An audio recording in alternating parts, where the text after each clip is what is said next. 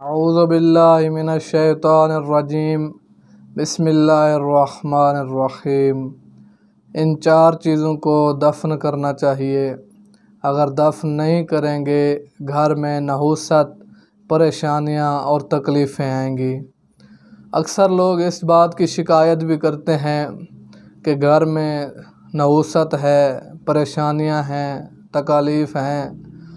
اس کی اصل وجہ یہی ہے کہ ہم لوگ قرآن مجید اور اہل بیت علیہم السلام کے فرامین کے مطابق اپنی زندگی کو بسر نہیں کرتے۔ اگر ہم قرآن مجید اور اہل بیت علیہم السلام کے فرامین کے مطابق اپنی تمام تر زندگی کو گزاریں تو دنیا میں بھی ہم کامیاب ہیں اور آخرت میں بھی کامیاب ہیں۔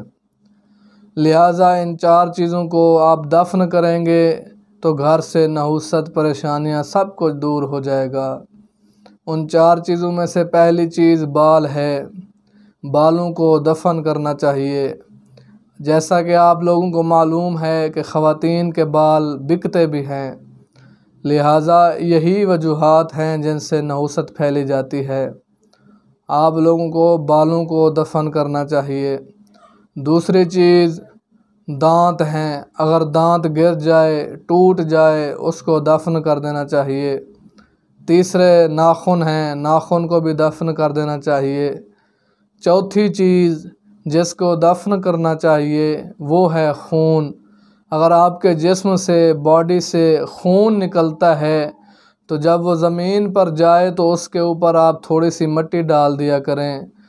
اگر کہیں پر مٹی میسر نہیں ہوتی، اس وقت کوئی اور مشکل پیش آ جاتی ہے تو اس میں کوئی حرج نہیں ہے۔ البتہ ہماری پوری کوشش یہی ہونی چاہیے کہ ان چار چیزوں کو ہم دفن کریں تاکہ تمام تر نحوست، پریشانیاں، تکالیف دور ہو جائیں۔